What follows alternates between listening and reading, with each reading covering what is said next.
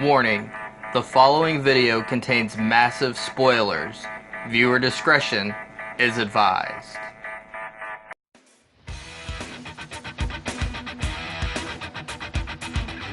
Greetings, YouTube. I'm Will, and welcome to the Movie Files. Today I'm going to talk to you a little bit about Batman the Killing Joke, the animated movie. Saw it last night at a Fathom Events screening. Comes out on DVD and Blu-ray this coming Tuesday, August the 2nd. And it was okay. It was good. It was all right. Now, it's not perfect. Obviously, there are a lot of pluses. Obviously, I love seeing Kevin Conroy. Obviously, I loved seeing Mark Hamill back in the roles that they made iconic over 25 years ago, or actually getting close to 25 years ago. Next year it'll be 25 years. Batman the Animated Series debuted in 1992. I was 12, and it was really when I was really starting to get into to comic books and to a lot of these things.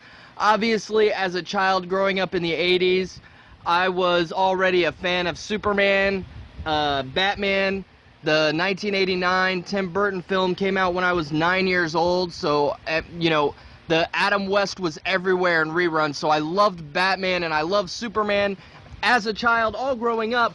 But right around 1992 was when I really started getting into comics and reading comics, and Batman the Animated Series was tailored for guys like me in my age group. It was very much a part of my entire teenage years, my entire young adult life growing up. And it was great. It was great hearing those iconic voices back in the roles for this, one of the greatest Batman graphic novels ever made, ever written.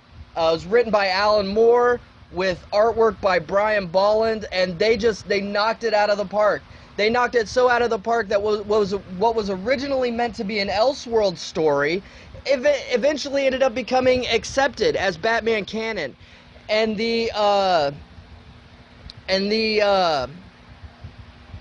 repercussions, the ramifications of that story lasted for years and years and years and years in the proper DC continuity.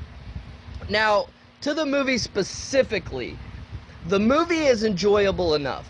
If you love these DC Universe animated films, if you love Batman the Animated Series, you're going to like this movie. And even if you love the graphic novel, you're going to like this movie. Once they actually get into The Killing Joke, it's almost word for word the graphic novel. The problem is in getting there. The biggest problem that this film has is they created an entire first half of the film that's separate from the graphic novel. And it was an original story, basically to introduce Batgirl to the audience of the film, to set her up, to make you care for her as a character, so that when she is crippled by the Joker, there is some weight to that. And I don't have a problem with that necessarily. I don't have a problem with their intentions, but I don't feel that it was executed properly, because the first half of the film feels really like a completely different movie from the second half of the film. Batman and Batgirl are chasing some random thug. His name is Paris Franz, which is a ridiculous name. Batgirl even mentions, when Batman tells her the guy's name, she even mentions how ridiculous of a name that is. But it doesn't have anything to do with the story. And I feel like it would have integrated a lot better had it been the Joker, had they taken down the Joker. And that would have led directly into Batman going to see the Joker at Arkham right after the events of, you know, them capturing him and putting him back in Arkham for yet another go-around.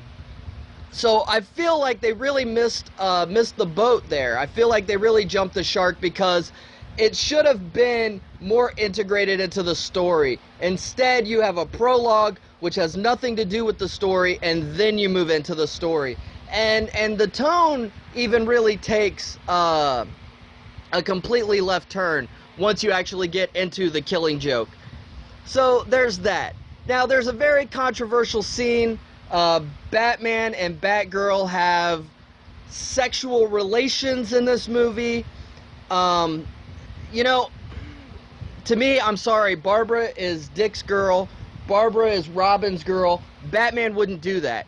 Batman would never ever do that. Batman wouldn't break the bro code in that manner.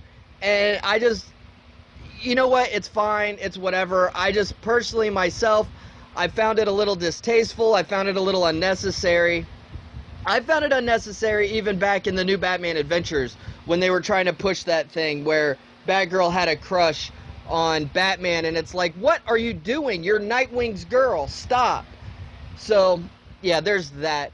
Another problem that I had with the movie is the end. The end, while it's ripped straight out of the graphic novel, it does not leave you with the same feelings that the last few panels of the graphic novel did. It just wasn't as powerful as the last few panels of the graphic novel. So that to me was kind of a disappointment as well. The animation was okay. The animation was pretty good. They did a good job of trying to channel Brian Bolland's art in the best way that they can in animation. But again, there are scenes, especially in the musical number, where the animation seems to fall apart. And I don't want you, my listeners, my viewers, I don't want you to feel like I'm ripping on this movie. I'm really not. It was a good movie. I'll definitely buy it when it comes out on Blu-ray and DVD. I'm glad I got to see it in the theater. I really hope that Warner Brothers Animation will start putting more of these in the theater, and not even just as special event screenings. Go all out. Do a wide release of a really good animated film, because obviously the sales are there.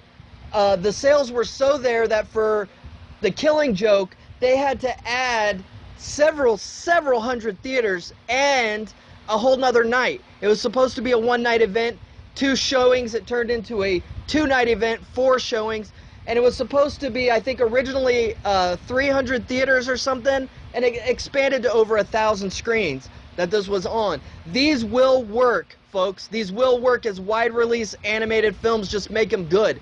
Just pick the best one of the year and say, this is our wide release animated feature film. And I think the audience will flock to them.